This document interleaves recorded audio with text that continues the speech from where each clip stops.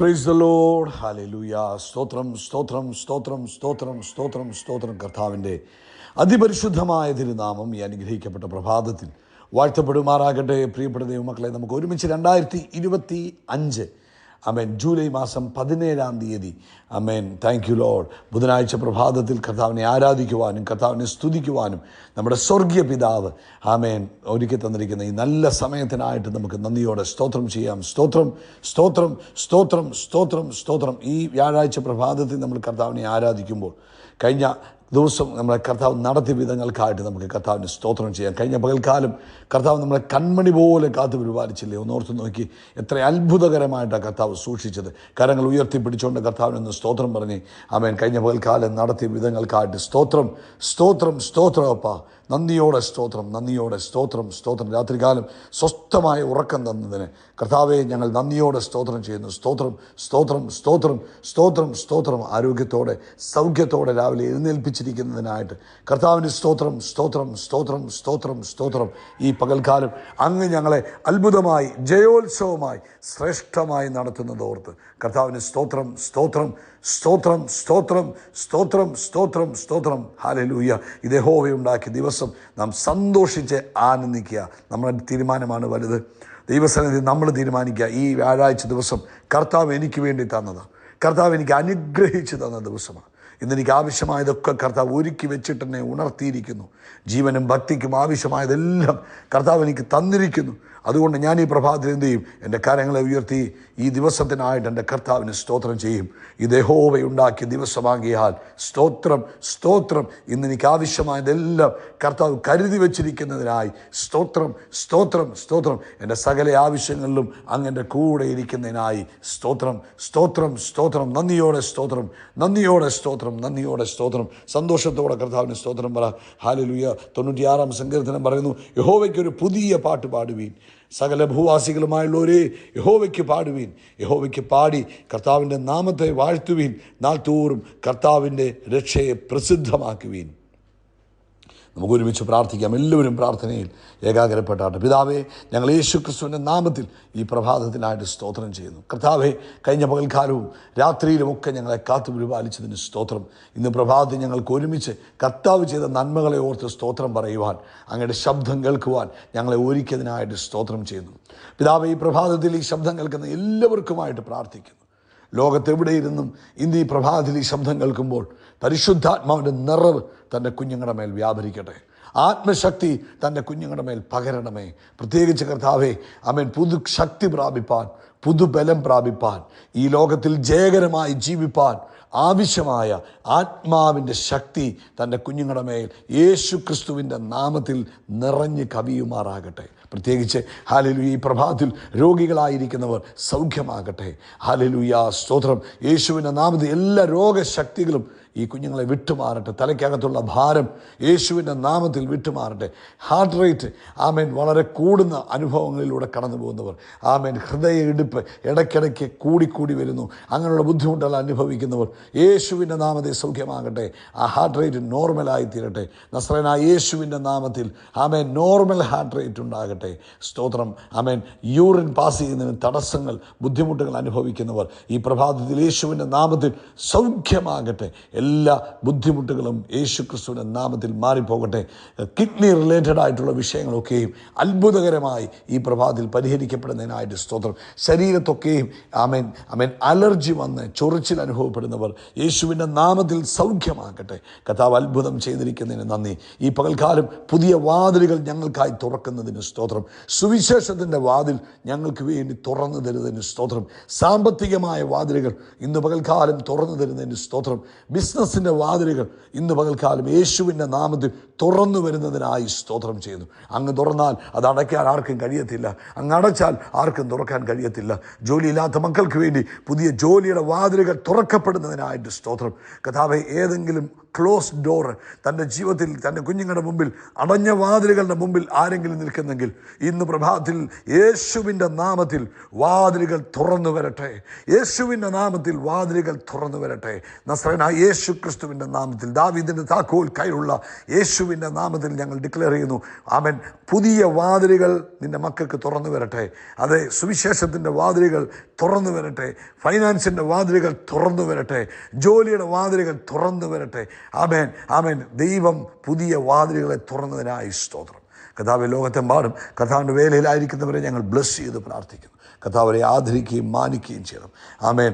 ലോകവ്യാപകമായൊരു ഉണർവിന് വേണ്ടി ഒരുക്കണം. പ്രാർത്ഥന കേട്ടതിന് നന്ദി, യേശുവിൻ്റെ നാമത്തിൽ തന്നെ. ആമേൻ, ആമേൻ, ആമേൻ. കർത്താവ് എല്ലാവരെയും അനുഗ്രഹിക്കട്ടെ. ദൈവത്തിൻ്റെ കൃപ കൂടെ ഇരിക്കട്ടെ. പ്രത്യേകിച്ച് നമുക്ക് ഇന്നലെയും തിങ്കളാഴ്ചത്തെ മീറ്റിങ്ങുകൾ വളരെ അനുഗ്രഹമായി കർത്താവ് നമുക്ക് നടത്തി തന്നു.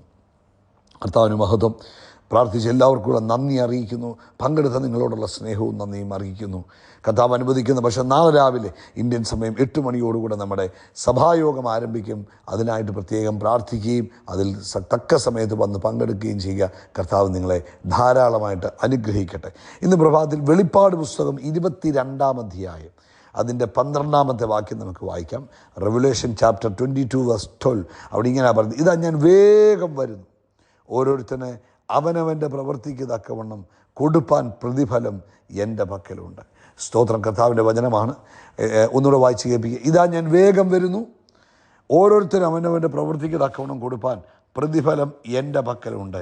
ഇതാരാണ് പറഞ്ഞിരിക്കുന്നത്? കർത്താവായ യേശു ക്രിസ്തുവാണ് പറഞ്ഞിരിക്കുന്നത്. എന്നാൽ എപ്പോഴാണ് ഇത് പറഞ്ഞത്?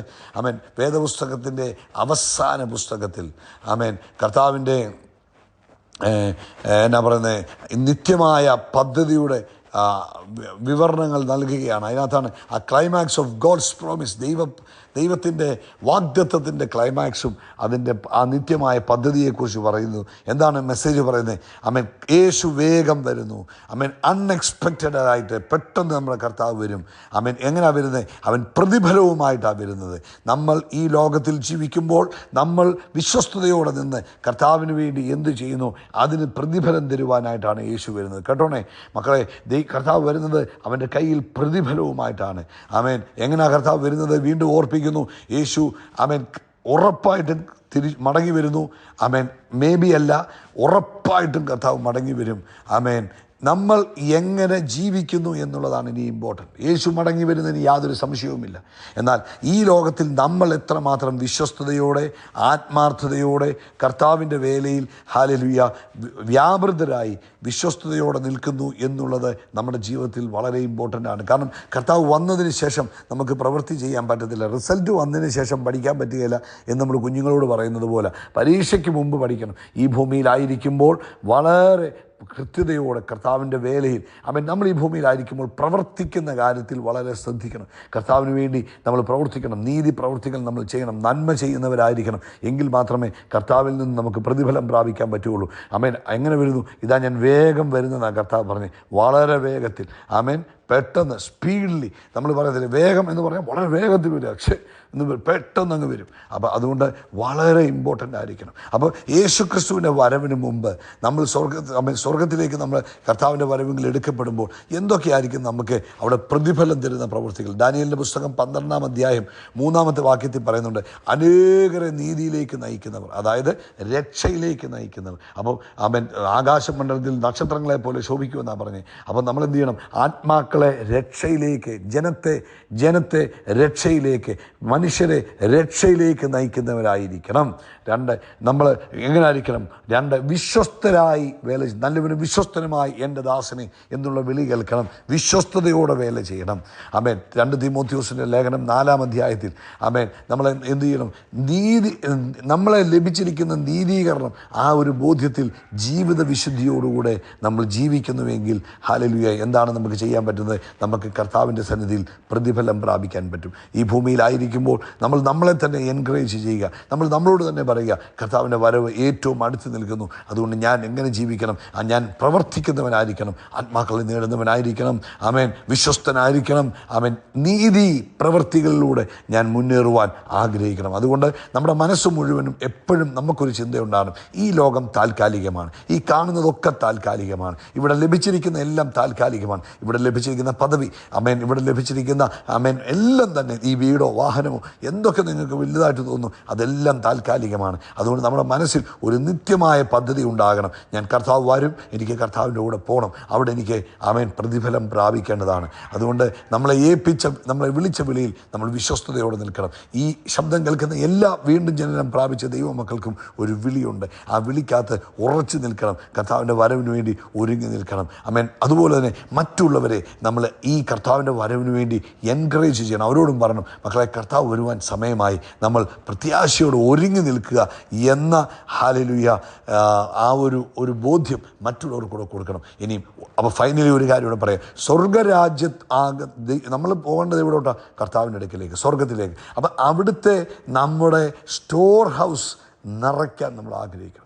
ഇപ്പം വിദേശ രാജ്യങ്ങളിൽ ജോലി ചെയ്യുന്നവർ അവർ തങ്ങളുടെ മാതൃരാജ്യങ്ങളിലേക്ക് പൈസ അയക്കും, എന്നിട്ട് അവിടുത്തെ ബാങ്കുകളിലാണ് പൈസ കൂടുതൽ നിക്ഷേപിക്കുന്നത്. ഇതുപോലെ നമ്മൾ സ്വർഗ്ഗരാജ്യത്തിലേക്ക് സ്വർഗത്തിലേക്ക് പോകാനുള്ളവരാണ്. അപ്പം നമ്മുടെ നിക്ഷേപം അവിടത്തേക്ക് നമ്മളെ ഒരുക്കിക്കൊണ്ടിരിക്കണം. നമുക്ക് അവിടേക്ക് ഇവിടുത്തെ ഡോളറോ നമ്മുടെ ഇവിടുത്തെ മണിയൊന്നും നമുക്ക് അങ്ങോട്ട് കൊണ്ടുപോകാൻ പറ്റത്തില്ല. പിന്നെ നമുക്ക് എന്താ കൊണ്ടുപോകാൻ പറ്റും? നമ്മൾ ഇവിടെ നിന്നുകൊണ്ട് നമുക്ക് ദൈവം തന്ന കാര്യങ്ങളെ നമ്മൾ ഇവിടെ ഉപയോഗിക്കുമ്പോൾ അവിടെ നമുക്ക് നിക്ഷേപങ്ങൾ ഉണ്ടാകാൻ ഇടവരും. അതുകൊണ്ട് പ്രിയപ്പെട്ടവരെ, ആമേൻ, സ്വർഗത്തിൽ നിക്ഷേപമുള്ളവരായി തീരുവാൻ ആഗ്രഹിക്കുക. 1 പത്രോസിൻ്റെ ലേഖനം 1-ാം അധ്യായം 17-ാമത്തെ വാക്യത്തിൽ ഇങ്ങനെ പറയുന്നു: മുഖപക്ഷം കൂടാതെ ഓരോരുത്തരുടെ പ്രവൃത്തിക്ക് തക്കവണ്ണം ന്യായം വിധിക്കുന്നവനെ നിങ്ങൾ പിതാവെന്ന് വിളിക്കുന്നുവെങ്കിൽ നിങ്ങളുടെ പ്രവാസകാലം ഭയത്തോടെ കഴിപ്പീൻ. ഈ ഭൂമിയിൽ നമ്മൾ പ്രവാസികളാണ്. വളരെ ഭയത്തോടുകൂടെ, കർത്താവേ, എനിക്ക് അവിടെ വരണം, എൻ്റെ കർത്താവ് വേഗത്തിൽ വരും, ആ നിത്യരാജ്യത്തിൽ, നിത്യഭവനത്തിൽ എനിക്ക് വന്ന് പാർക്കേണ്ടതാണ്. അപ്പം അവിടെ എനിക്ക് പ്രതിഫലം വേണം. അതുകൊണ്ട് ആ ഒരു ബോധ്യത്തോടുകൂടെ ഈ ഭൂമിയിൽ ആമേൻ വളരെ ഭയത്തോടും വിശുദ്ധിയോടും കൂടെ ജീവിക്കുക. കർത്താവ് നിങ്ങളെ അനുഗ്രഹിക്കട്ടെ.